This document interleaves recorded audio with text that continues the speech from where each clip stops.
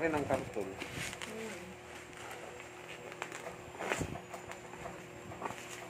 Ang dami natin karton dito. Pamigay natin.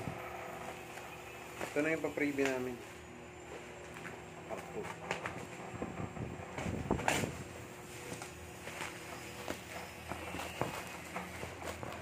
Para may itapon naman sila.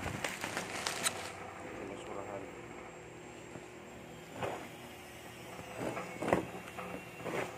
Gatas po itong na-unbox natin na birch tree.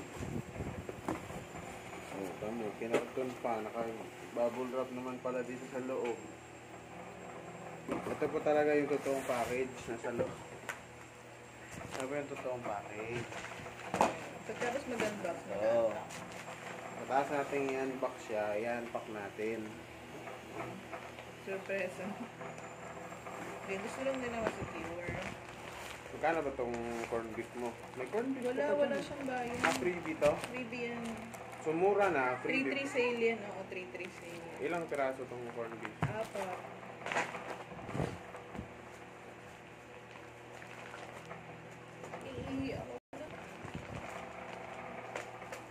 Ano ba na yan? Eh, lapang mo na. Lapang mo na.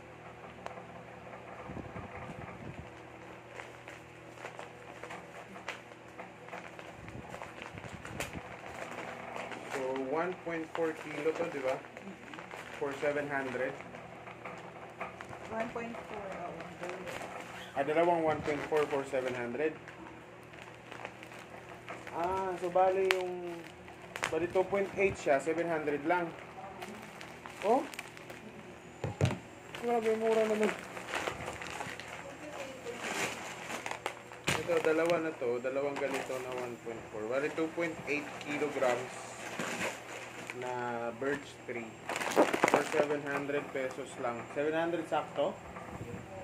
744. Pero may na-apply ka ng voucher doon, di ba?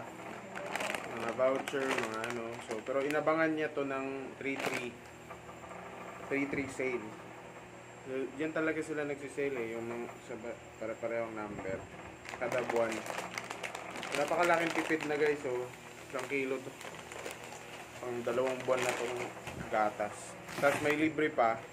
Hindi lang siya nakamura, may libre pa siyang paborito niyang corned beef na Argentina. Argentina to, di ba? Ang dami nito ah.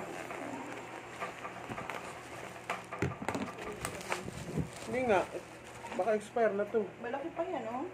Expiry date, malalaki pa, 4. So, kada ano, dalawa. Ano to, nasa 80 plus to na ba? Nasa 60. 60 siguro. O layo pa ng expiration. Or 50 plus. Kasi yung hindi, yung isang niyan, yung isang regular 50. Ito nasa ano to, nasa mga 80 siguro yan or 70 na. Wala naman tipid na ito. Parang expiration niya 26. Parang nasa 200 plus to eh. Tapos ito kalalaki.